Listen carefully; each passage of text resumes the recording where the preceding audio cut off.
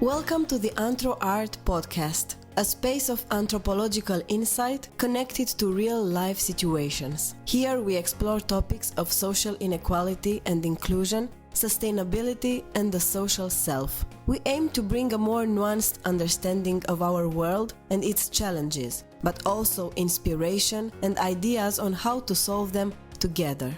We hope you enjoy it.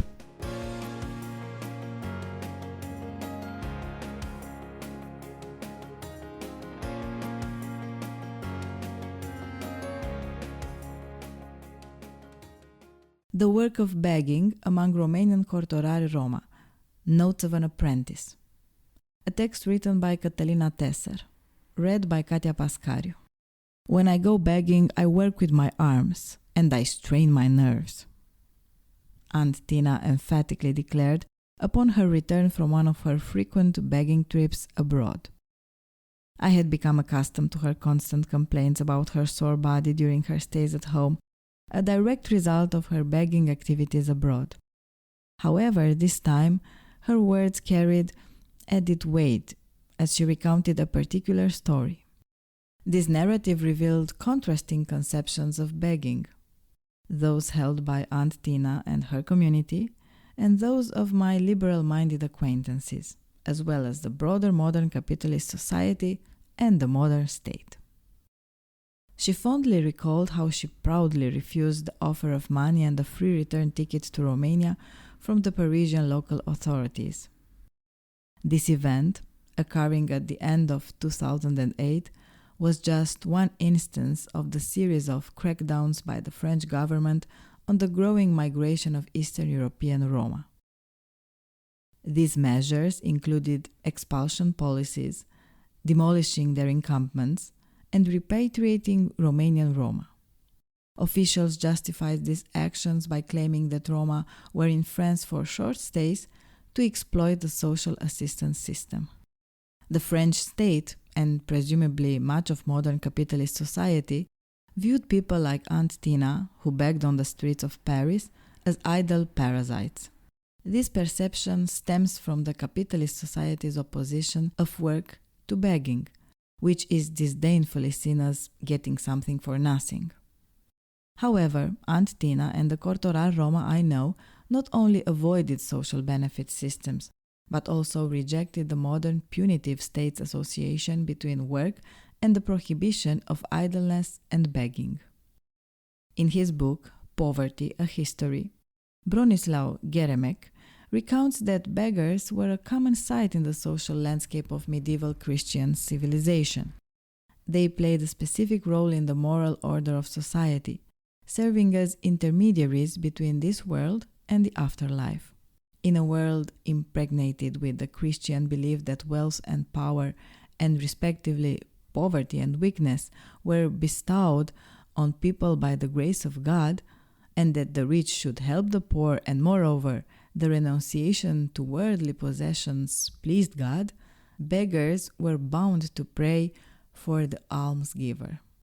As medieval society disintegrated and capitalism emerged, states and cities took measures to eradicate begging and vagrancy while promoting the work ethic. With the rise of industrialization in the US and Western Europe, work became synonymous with waged labor and gainful employment, disconnected from family and household and intertwined with hierarchical relations.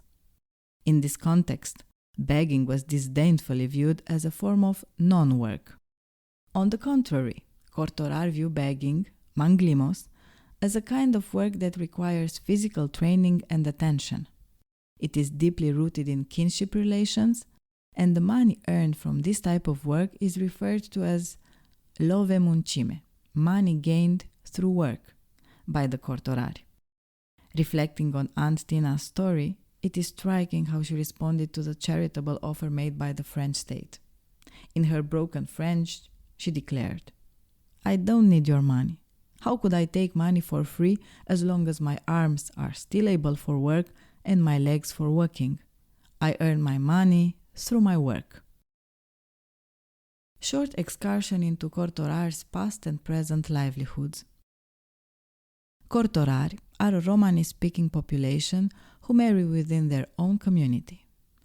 They reside in villages in southern Transylvania, coexisting with ethnic Romanians, other Roma groups, non-Cortorari, and a dwindling number of Saxons. Throughout my acquaintance with them, Cortorari have maintained their livelihood through various means. These include copper manufacturing and the trading of copper artifacts and antiques. Men have been typically involved in horse rearing for sale, while women often reared pigs. Additionally, Cortorari set up small family farms oriented towards cash crop production in villages where agriculture is viable. In recent years, alongside these activities, Cortorari have also ventured into begging and busking abroad, adding to the complexity of their economic strategies. Before the onset of state socialism in Romania, which officially settled them, Cortorari, a name that translates to tent dwellers, led a nomadic lifestyle. They would pitch their tents on the outskirts of various villages, often those where they still reside today, and roam the surrounding areas in search of produce and food. Men would repair cauldrons and other household utensils, while women would tell fortunes, trade trinkets, or simply ask for alms from familiar faces in the village. In exchange for their services, Cortorari received sustenance for their families and animals. They referred to all these activities as jaga vendar, a phrasing broadly meaning to wander around villages as if aimlessly, presumably a rendering of the idea that the success of barter was contingent on the persuasive conversations held by the service providers and on serendipitous encounters. During the era of state socialism, when efforts were made to centralize Romania's workforce in factories and collective farms, Cortorari found ways to navigate around official regulations. They continued their own economic activities, which remained deeply intertwined with kinship relations. Men obtained licenses that permitted them to travel between villages and sell copper cauldrons, while women gleaned the fields of cooperative farms to gather food for the pigs they raised for sale. In the early 2000s, prompted by Romania's accession to the EU, Cortorari began to venture abroad. Both men and women engaged in begging activities, and more recently, albeit sporadically, in busking. Cortorari indiscriminately referred to these activities abroad as manglimos, begging, a novel pursuit that had no equivalent in their past livelihoods. The emergence of begging coincided with the advent of the so-called free market in post-socialist Romania, which brought about a new inflation and valorization of money and cash in the region. Cortorari redirected the earnings from begging into their traditional kinship practices, such as weddings, dowries, and house construction. Meanwhile, economic activities conducted in their home villages covered the daily household expenses and provided for sharing with relatives. In contrast, begging practiced far from home allowed for savings to be accumulated. Cortorari aptly termed these distant places cal love, where money is made, portraying them as impersonal spaces conducive to wealth accumulation. In a nutshell, throughout their history, Cortorari have lived outside of waged labor relations, instead organizing their economic activities in accordance with kinship and gender dynamics. Unlike the concept of work as understood within capitalist societies, which is often divorced from family and household reproduction, Cortorari's approach to work is deeply intertwined with kinship relations. Work among Cortorari is organized within the extended family, blurring the lines between economic and non-economic relations. In Marxist terms, work cannot be alienated from its practitioners nor easily transacted within Cortorari lifestyle. Only recently, during the COVID-19 pandemic, when citywide curfews enforced in European countries of destinations threatened their begging activities, several young cortorari reluctantly took up sporadic, unskilled, low-paid jobs in meat processing factories, butcher shops, or packing industries abroad. However, they harbored a deep aversion towards wage labor, not only due to its hierarchical nature, but primarily because it imposed rigid working hours and rhythms that hindered their ability to fulfill moral obligation to their kin. As soon as pandemic restrictions were lifted, cortorari swiftly returned to begging, preferring the flexibility and autonomy it afforded them over the constraints of waged labor. Changing the traditional outfit for the beggar's garb. 15 years ago, during my PhD fieldwork, I accompanied the cortorari family consisting of the parents and their son on one of their begging trips to northern Italy, where I also engaged in begging activities myself. Much like other mundane or ritual events that are not planned in advance, cortorari's decision to travel abroad were often made on a whim. Adjusting to cortorari lifestyle posed challenges for me, and this was one of the most difficult instances to reconcile with. Accustomed to preparing and planning my trips abroad meticulously, it took me some time to adapt to the spontaneous nature of cortorari departures and finally resolved to leave. On a late morning in autumn, following a street altercation involving my adoptive family in the field and their in-laws, the former informed me that they were preparing to leave for Italy. As is customary for cortorari, when they decide to depart, they gather a few close relatives and arrange for a minibus driver to pick them up. In contrast to waged work, which typically has clearly defined beginning and end dates, the timing of begging activities among cortorari is determined by family financial needs and unforeseen circumstances. The duration of one's stay abroad is not measured in temporal terms, but rather in the amount of cash accumulated or targeted. During my fieldwork in the village, when I inquired about how long people intended to stay abroad, they often responded by citing monetary goals. Until I earn €2,000. These desired earnings reflected people's moral obligations towards their kin.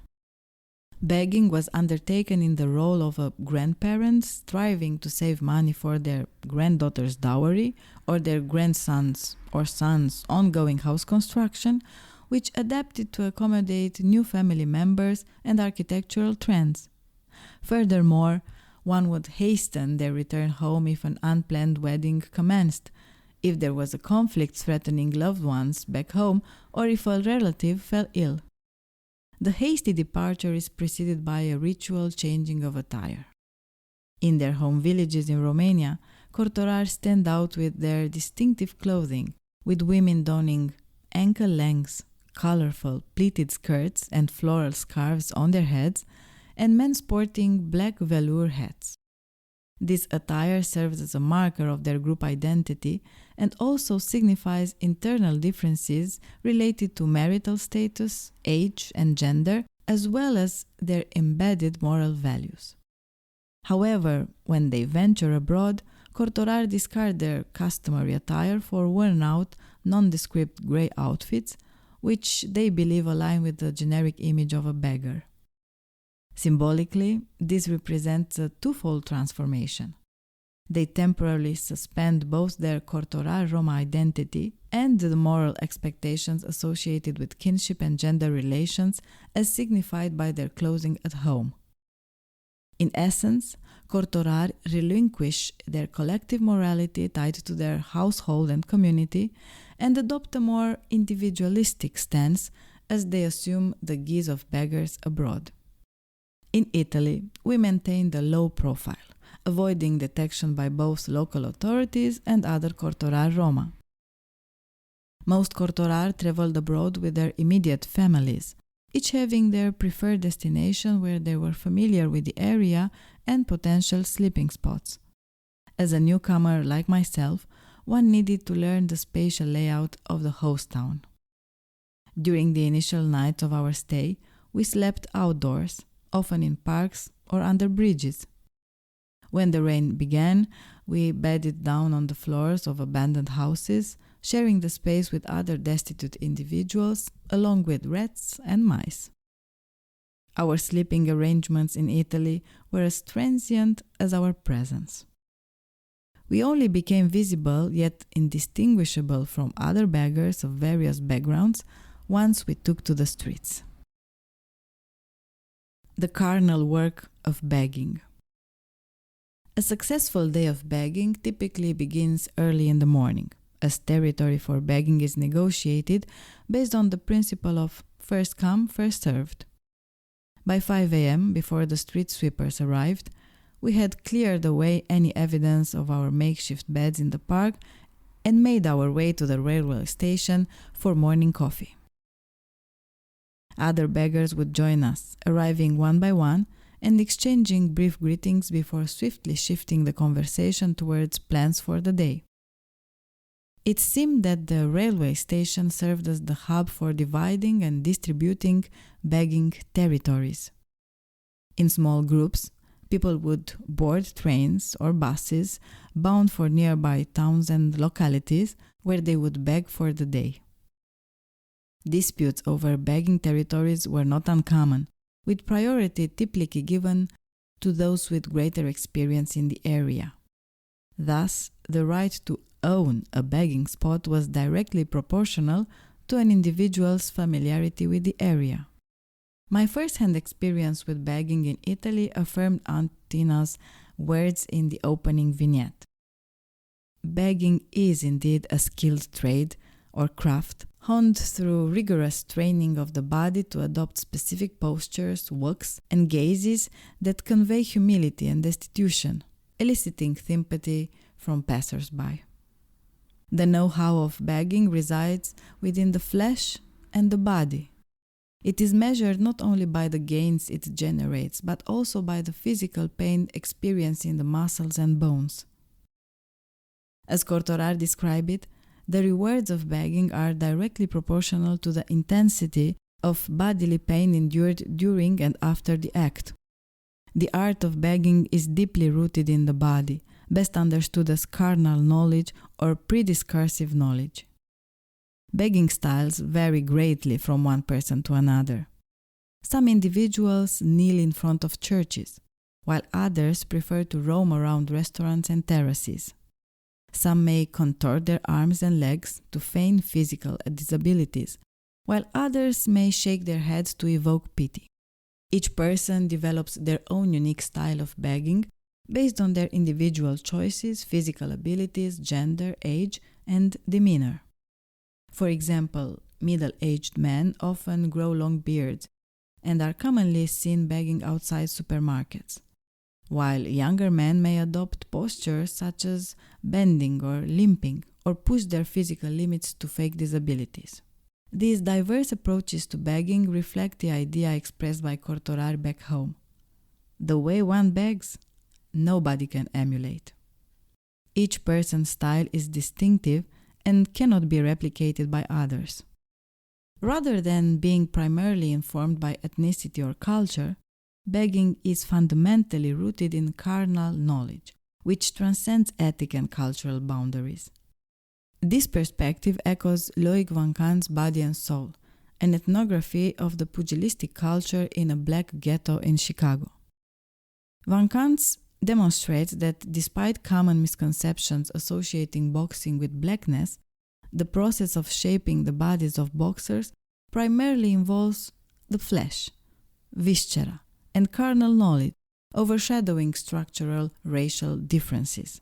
The book recounts the experiences of a white French author apprenticing in the boxing trade within a predominantly black gym. Mutatis mutandis, begging cannot be considered an inherent trait of Roma culture. Illustratively, I encountered Cortorari individuals who expressed shame regarding begging abroad, or at least conveyed such sentiments during our conversations. They prefer to engage in domestic activities as sources of income. Some had attempted begging abroad but encountered difficulties and ultimately decided it was not suitable for them. In contrast, despite my own ethnic background, I demonstrated a willingness to learn the art of begging and participated in begging activities for a brief period of time. In summary, my research demonstrates that Cortorari view begging as a form of work that demands physical training and attention. Its emergence coincided with broader social and political shifts associated with Romania's EU accession and its transition to a post-socialist economy. Unlike capitalist labor, which often separates from family and household, begging is integrated within kinship networks, with its rhythms and timings influenced by family needs. Contrary to common misconceptions, begging is not an inherent aspect of Roma culture, but rather grounded in the physicality of the body. It is a practice open to anyone, regardless of ethnic background, as evidenced by my own participation in begging activities.